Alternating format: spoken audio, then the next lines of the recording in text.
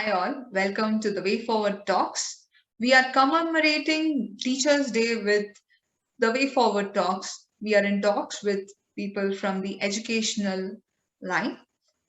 The Way Forward is a company which is into career development and hobby development. In terms of career development, we help students and working professionals groom themselves and prepare themselves for interviews. We also do resume writing, resume preparation. We also help in terms of mock interviews. We are also into English polishing skills, helping them to shine wherever they go. Today we have Dr. Neeru Sood and Dr. KK Singh. I am a BITS Pilani Dubai Campus alumni. I'm very happy and proud to be interviewing a couple who has been teaching and empowering so many engineers at BITS Pilani Dubai. They have been inspiring so many people to be much better and much bigger. Dr. Neeru Sood is a biotechnology professor at BITS Pilani Dubai, and Dr. KK Singh is a physics faculty at BITS Pilani Dubai. He is guiding many postgraduate students. They both put together a lot of energy, make others feel so empowered and inspired to learn the subject they are teaching. It's because of them I'm here, and I owe my success to faculty like them. So thank you so much, sir and ma'am, for joining us. We would like to hear about you, more about you in your own words. Thank you, Amrita, for kind introduction. Myself, Professor KK Singh, did undergraduation, post-graduation, and PhD from Banaras Hindu University. I did Masters in Nuclear Physics and PhD in Nuclear and Particle Physics. I joined BITS Pilani Campus in 1998, and then 2004 I moved to Dubai Campus. And currently I'm working in the area of nanoscience, particularly the graphene and carbon nanotube-based gas sensor and biosensors. And I produced one PhD and guiding one currently right now. Yeah, thank you, Amrita. It's so nice connecting with you again over here, and it's a pleasure talking to you. Thank you for having me as well as having us for this talk, Way Forward. And let me just briefly introduce, I know you know about it, but let me put it into a little more detail.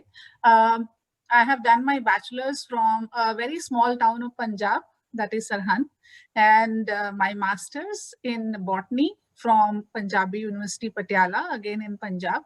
And then I did my MPhil from same Punjabi University, Patiala. I couldn't complete that. I did to some level, but I did my PhD from Punjab Agriculture University, Ludhiana. So I worked with plant tissue culture.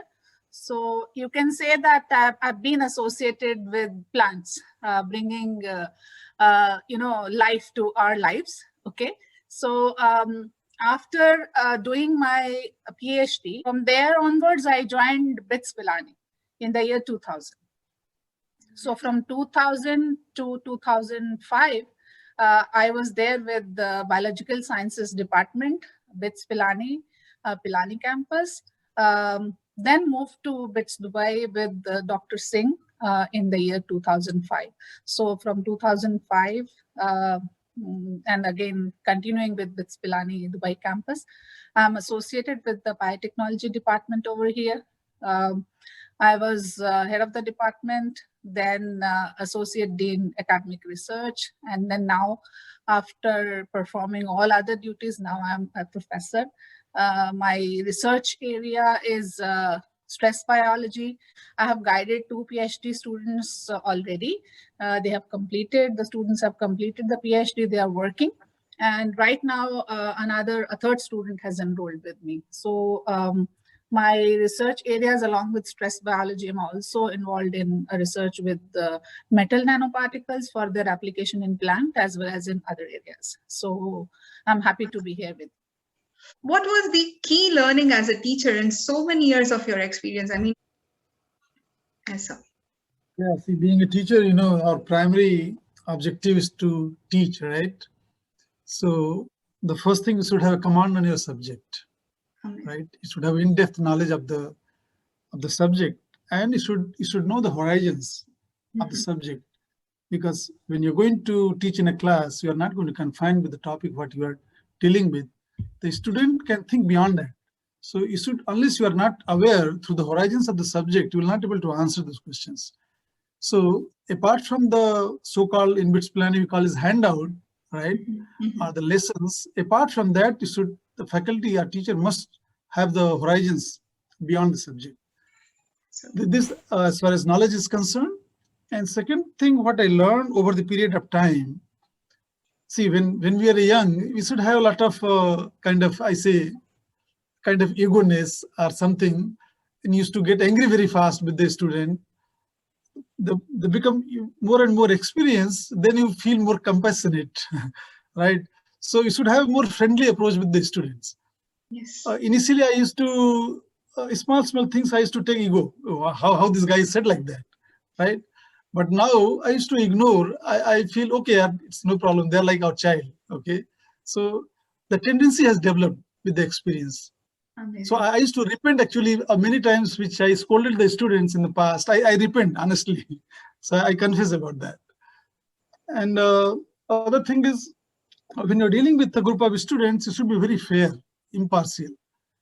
Because the way you deal with the students, the message spreads among them immediately, in no time. Hey, this professor is like this. Yeah, this guy is like this. So good or bad, both the way. So you should be very honest, very fair, impartial. And sometimes I realize in a class, maybe 5% or 2% or 1% students who are academically weak, actually. So I try to recollect in my entire past classes. In many classes, 1 or 2 are like that. They need your more focus or attention. So you should spare some extra time. You have to give some extra effort to those students, right? Sometimes they are not able to express things in the class. They feel hesitant. They don't ask the questions in the class. They feel shy. So, but as a teacher, if you see the number of faces, you can make it out who is who, right? So if the good students are above average, no issue. They can pick up the things. But being a teacher, you should focus especially for those students who are academically weaker, and you should give some extra attention, extra time to those students. This is my experience throughout my Amazing. Amazing. Yes, I think good points have been taken by him. He has said it very nicely. And but as as you said, it's key learning throughout these years. So there have been so many key learnings. It's very difficult to put it into few words. But for me, I feel a teacher should always be prepared. Prepared enough to be challenged in the class. As he said, we need to have a subject knowledge. So yes, we need to be prepared enough for the class to be challenged. That is first thing. And second thing is, like, even though I have taken, let's say, a first year general biology course for many years, still I feel whenever I'm going to the class to teach that subject again for the newcomers, I always feel, oh, this is a new subject I'm going to teach. So I'm always going there with a fresh knowledge that is being added. That means updating myself every year for the same course, adding something new, because the world is evolving so very fast. So there are new approaches, and there are new additions which are there, details that are there with respect to the subject, as well as few more things. So I feel the key learning is to be a learner throughout. That is one thing. And additionally, innovating new ways or new technologies, new methods of teaching, so that you can connect well to the students. Every time we are going to the class, you find it's a new batch of students. So you actually need to innovate the ways out, so that, oh, the previous batch students were like this batch students are like this. So you need to mold yourself So it's always be on the learning side. Yeah, subject knowledge is there. So we are learning to update the knowledge. That is one thing. Second thing is, okay, to innovate ways and methods so that you can make this subject more interesting and you can connect well to the students. So I think for me, all these things, in addition to what Dr. Singh had said, adds up to a few key learnings in other sense over these 20 plus years of our teaching the students. Yeah, it's right. As you mentioned, teacher has to be a learner throughout. Yes. You have to keep on updating yourself continuously. So true, sir. I mean, there is never a stop to learning. If you stop learning, you're actually stopping to grow. As a teacher, what should be the key skills one equips oneself with? So what should be the key skills that a teacher should have from the beginning of their career? So ma'am, you can go first. Yes. Yeah. So I think the answer to this question has been a bit there in the previous question itself. Right. You need to have a mastery of your subject or great subject knowledge. You know, that is that's very important. That's very important. And in addition to this, I think maintaining the integrity. You know, this is also very, very important for a teacher. Very important for a teacher. And third thing, what I feel with respect to this is a teacher should be open enough with the students, with the class, to say, if at all any question or any doubt has been asked by a student and the teacher feels like, okay, the answer is not sufficient enough at that point of time.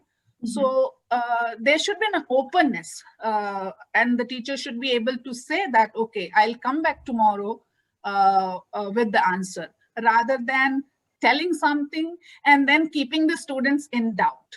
I think, I feel the teacher should be open enough and fair enough to tell the class, okay, I can come back with the answer maybe tomorrow or after some time. These are few things from my side. I think he needs to add few more. Yeah, see, rightly pointed out. When you asked this question, I recollected my joining date actually. And when I joined BITS Pilani, so what challenges I faced, right? So even after doing a PhD, when a course is given like mechanics oscillation or physics 1 or mechanics, the stuff is almost equal to 11th and 12th standard. But when you teach in the class first time, believe me, every day, at least 3 to 4 hours every day you have to work in the night. Even the simple subject is maybe the simple Newton's laws of motion, linear momentum, some problems based on that. But it looks very simple when you say that. But when you're going in a class, before that, to gain the confidence, you must prepare at least for 3 to 4 hours. So I remember those days in Pilani. Along with these subjects, they given me the master subject, nuclear physics.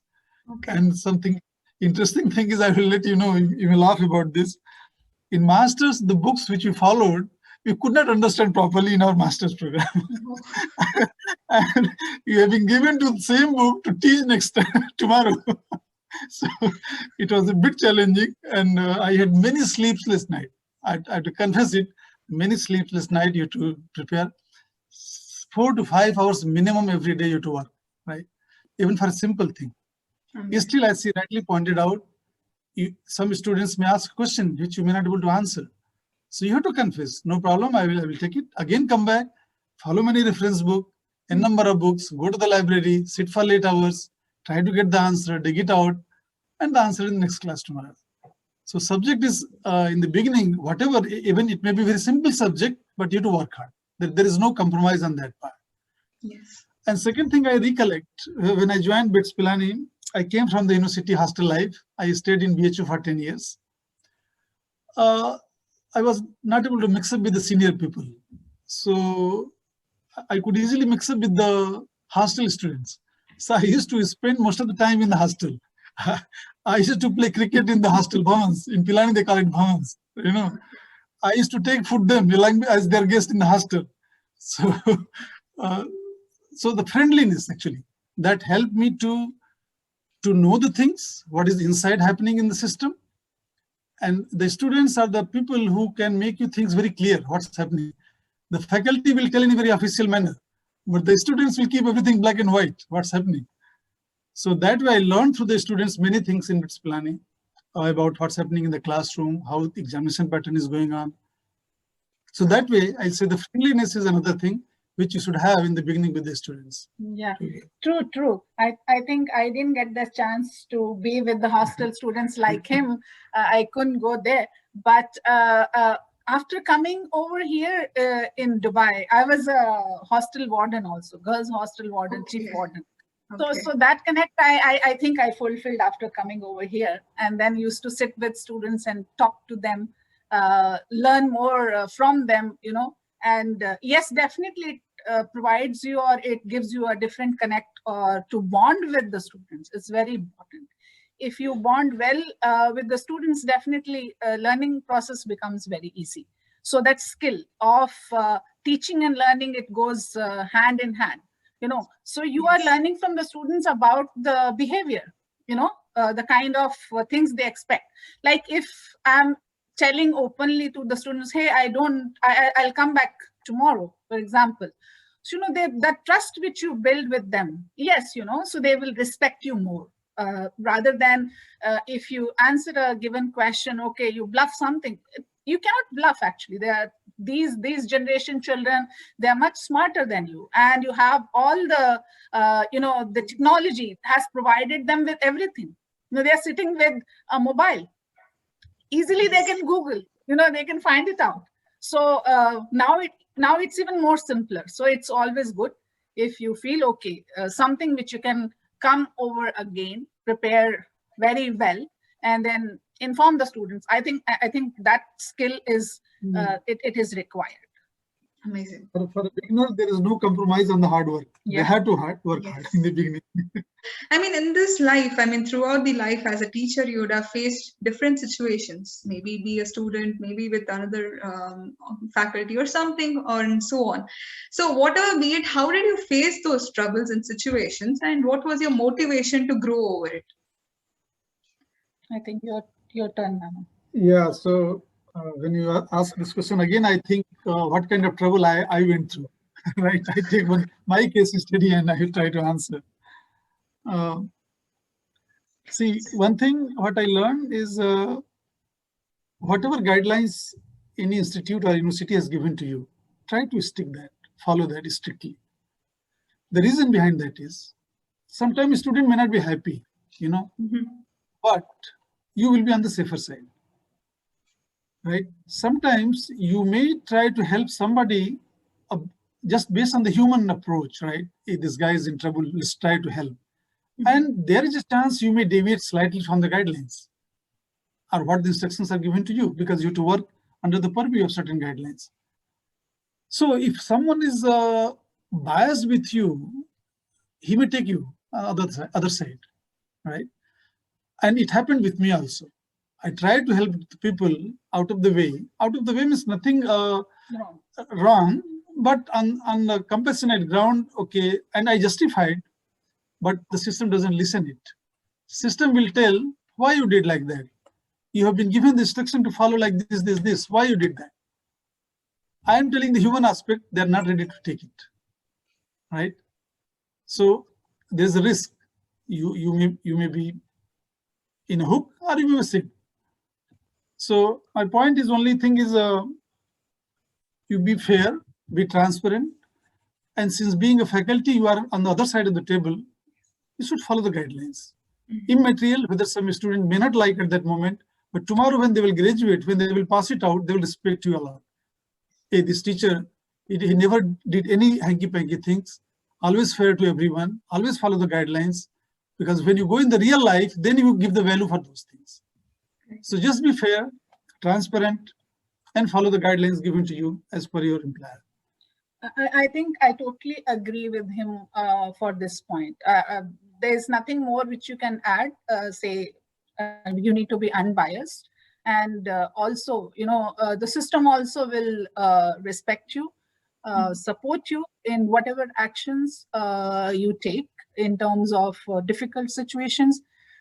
maybe it is always good to, to discuss it with your seniors or with your boss or with your employer, and so that you're always in a situation where you get a support, even if you are taking a strict action for something wrong that has been done by a student. So it's always good to have good support from your employer as well as your colleagues. So it's good to discuss. And as Dr. Singh had said, I think we should be fair enough. We should be transparent in whatever we are doing. So I think we will be able to find the solution in every way. So I think there have been tough situations like this, as he said, wherein we need to take some actions. It was there when I was a girls' hostel warden also, 3 to 4 hostels. We have not started with the campus at that time. We were there, near Knowledge Village. We used to stay over there in villas. So there we need to be very tough. He also was a chief warden, I think. So there had been many, many difficult situations. We had a big responsibility, of having girl students and boy students in the hostel.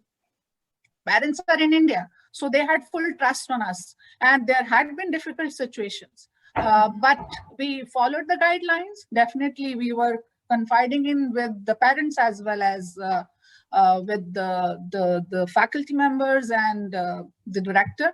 So ultimately, we were able to deal with these situations very well. And yes, we were respected for that, I must say. Yeah. Great. So what's the way you motivate yourself, ma'am? How do you motivate yourself in such situations? I'm self-motivated, actually. I'm self-motivated, basically, because there's always a silver line to the cloud.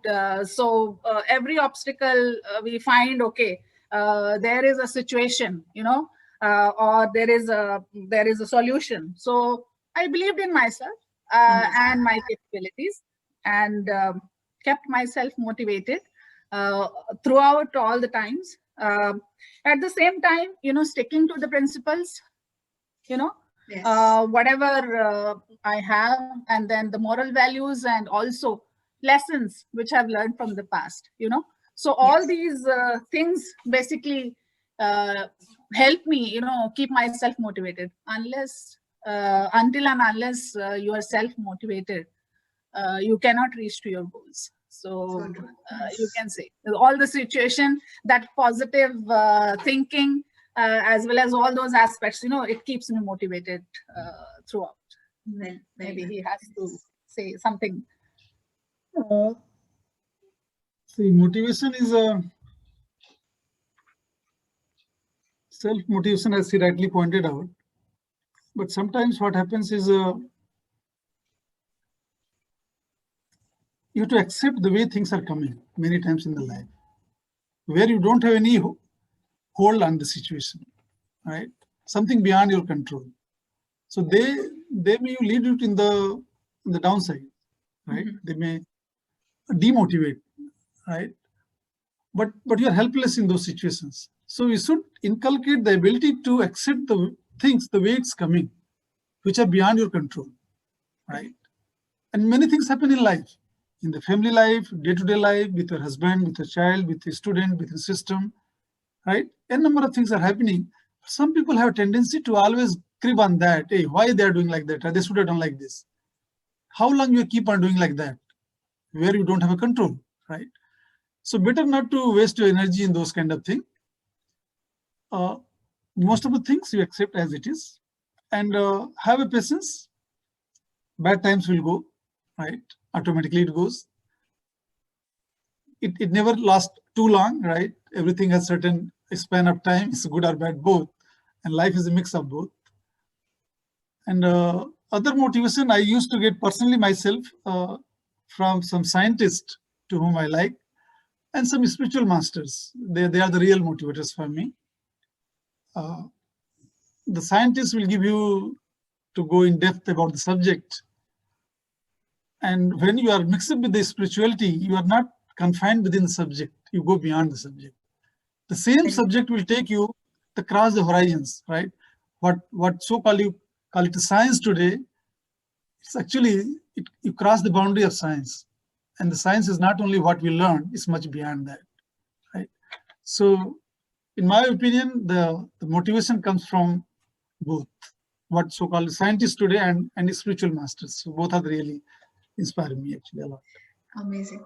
Sir, I love the way you're so passionate about physics and science and the whole thing. It's really so visible in the way you speak about it. So really happy to see that. I'm really feeling back in college now. Thank you so much for that. So as a working parent, and you have worked along with your daughter growing, your kid growing.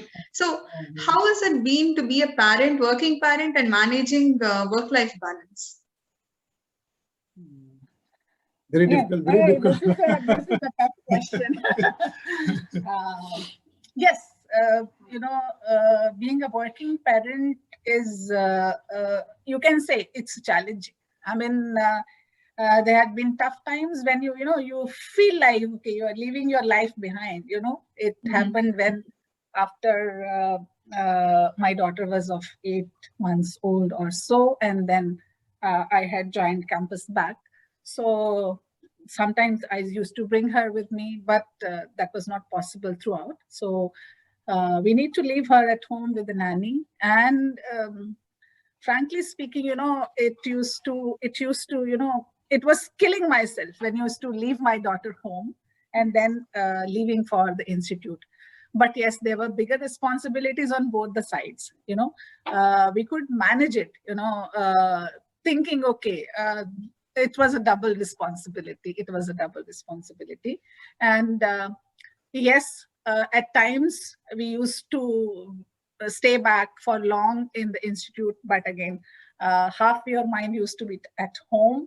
But still, we could overcome it with the support from the family. He used to support me in both ways. After coming back, from the institute, definitely we used to work on, okay, how to make it, give good amount of time to the child also and to the family.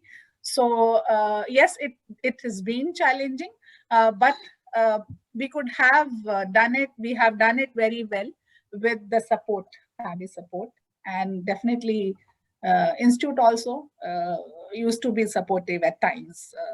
Keeping in mind we have a small child at home. He will add more on to. I will simply advise any mother not to work for at least 2 to 3 years till child grows. It's my personal experience, but like us, the priorities are different. The job is on priority. So, and she rightly pointed out, you have to leave your life behind. So, but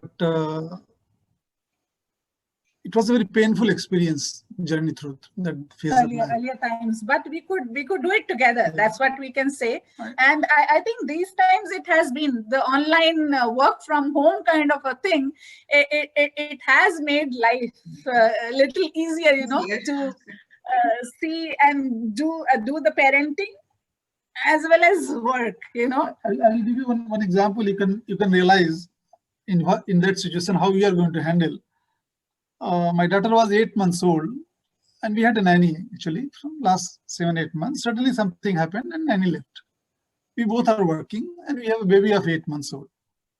Now imagine we both has to go to the institute, take the classes with 8 months old baby, and no one is in the house. You can imagine the situation now. Very difficult. I mean, I salute you both for going through that situation. That's amazing. We managed for 10 days, 2 weeks. We managed like that. We used to take baby in the institute. When she had a class, I used to take. When I had the class, she used to take. And you to feed the baby, change the diapers. All this process keep on going. so it's a very, very painful experience to leave your daughter. She's looking at you, she's crying for you, and you're leaving and going. Another challenging experience was that I was teaching a course which I had never taught throughout my life, So used to, as I said, I need to prepare myself well before standing in front of the students.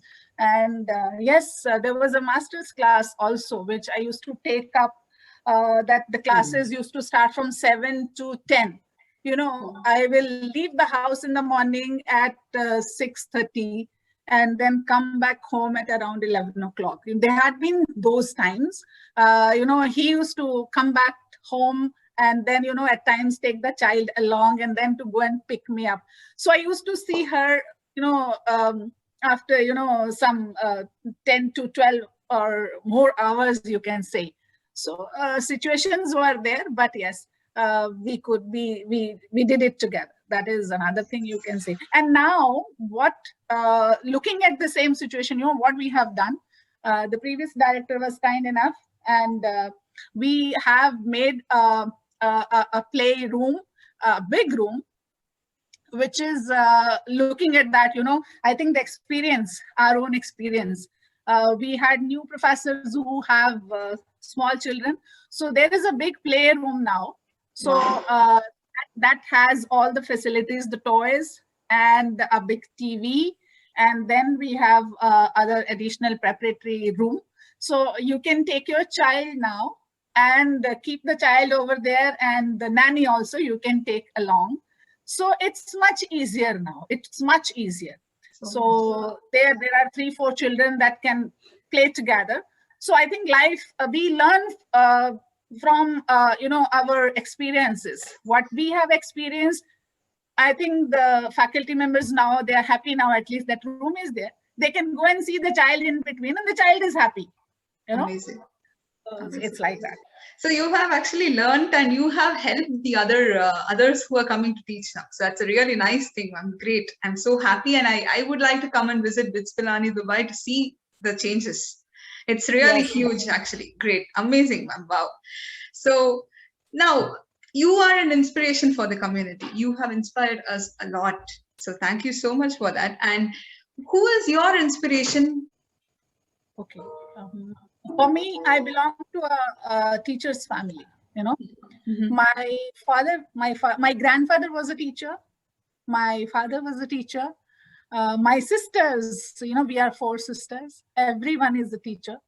So, but frankly speaking, the whole inspiration came from 2 people. One, my father himself, and then my PhD supervisor. Wow. So these are the 2 people who have inspired me a lot throughout this journey. My father was a man of principles. So he inculcated those principles, those moral values in me right from my childhood. So he was very honest and, as I said, man of principles. So I have learned a lot and have been inspired by him, the way he used to take up things and then setting my goals and then reaching to this level. So it's been my father first, and my PhD supervisor, Professor Gosal. So I have seen him while he was guiding us, because there was a group of students. So I used to get inspired. He had never felt tired, and he was never angry. He was always guiding right things, mentoring us in a way. I was really inspired. He was so humble and so helping. In other sense, I can't define this in words. So the inspiration of teaching, mentoring, and dealing, and then being a teacher, all that had come from these 2 persons. Right, one was my father and the other one was my PhD supervisor. And yes, I keep myself even inspired now from him, because I can see the way he leads the life in a much simpler way. I sometimes feel the situations are more complex, but as you have seen it from his experiences, I'm more calm now and may be able to handle situations a little better. So this is another inspiration that has come from him. I must confess. Wow. I think it's a give and take policy. Like we learn as a couple also, we learn a lot. So I'm very happy to know that. See, as far as my subject is concerned, when I was in school days, in 9th and 10th, when the first time the concept of nucleus came, when the physics teacher was teaching, and the nucleus, proton, electron, I'm trying to recollect, view it in my memory. From those days onwards, this concept of nucleus fascinated me. Wow. From my class 9th, and I don't know, somehow it carried me slowly. When I came 11th, 12th, again nuclear physics used to be my most favorite chapter. The nuclear reaction, radioactivity. I don't know from where that interest comes from, inside. Then BSc again, I took the physics honors, and the MSc, then I decided to go for the nuclear physics. So I took MSc physics in nuclear physics. And after that, I explored that physics is not confined to the nuclear physics only, that nuclear physics area goes beyond to the nuclear reactor and nuclear reaction. It goes to the stars, galaxies, and ultimately the Big Bang and the origin of the universe, right? So slowly, that my interest and research area leads to open to a kind of problem where nobody knows the answer actually, right? So it's the interest or the motivation which I had in class 9. It's leading me slowly, unknowingly towards a path, leads to do the PhD in that area, leads to open one area where the science doesn't have the answer. So I was bound to move towards spirituality. So what is the answer lying here? And now it's like transition phase going on, right? So I know the limits of physics, what it explains, right? What it talks about the stars, what it talks about the galaxy, what it talks about the origin of universe, what it could not explain. So I try to seek the answer in some other side. Other side, people gave the answers from 1,000 years, 5,000 years before, all the Vedas, all the scriptures, our old books, they are giving the answers, right? But today scientists, they are unable to digest those answers, right? Yes. So I'm trying to explore whether those answers, whether we could verify or not. So now my track is in those directions, honestly speaking. Amazing. Another inspiration. Yeah, so the inspiration is coming from the nature and leading me towards getting the answers actually. Wonderful. So in my graduation days itself, I started reading Rajneesh also. You might have heard about him. Then recently I started reading some Sadhguru,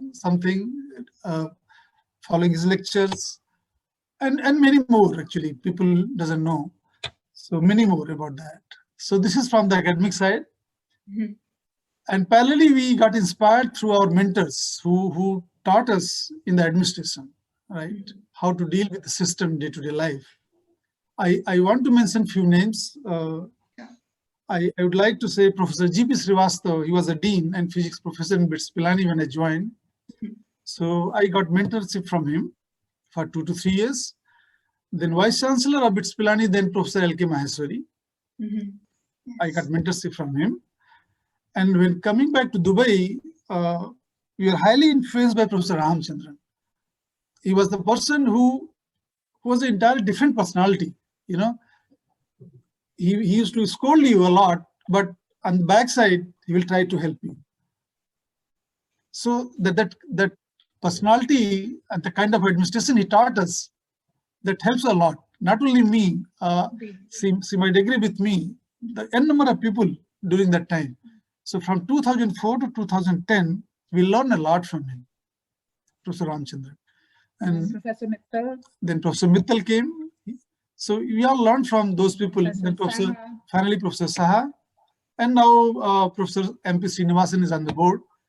We are getting mentorship from him.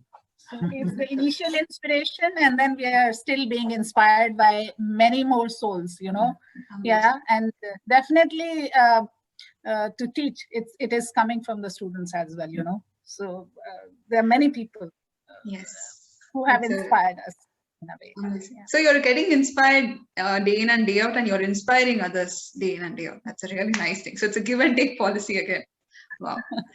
So just to know one more thing, I actually happened to work in the same concern as my husband for a few months, and we used to discuss the same topics of work at home. So how do you stop work thoughts at work and come back home? When we are there with our daughter, you know. So when it's two of us, you know, it happened many a times and keeps on happening, you know, while we are driving towards institute or while we are coming back, you know, always there is something which, as we said, we are learning from each other, you know. There are many things, but yes, there are a few things which deals with administration, which we don't discuss. But in general, those points, as you have rightly said, that these talks go on and on. So difficult to put a question is to balance between work and family, right? Yeah, where it stops. The talking Where to about stop? See, one thing, you cannot forget your family at any cost, anywhere, at any point of time. Yeah. Yes. Right? Whether you are in work or you are out of the work. So top priority should be your family in any circumstances, right? Your daughter is at home, even you are in the office, you'll keep on thinking about her. So when you try to pretend that you are not thinking about the family, still you are thinking. So how you can say that? We cannot stop. Yes, Yes. it's rightly said. Yeah, you right. cannot So you stop. pretend, if you say that I'm not thinking about my family, my husband, you are lying actually. You're lying to yourself. So that is always with you, 24/7 with you. Work you can forget, but family you cannot forget. Yes. Super. Very beautifully put up. That's why, you know, I feel always, you know, inspired by his words also. It's a very philosophical touch to the answer, sir. Very nice. Thank you so much.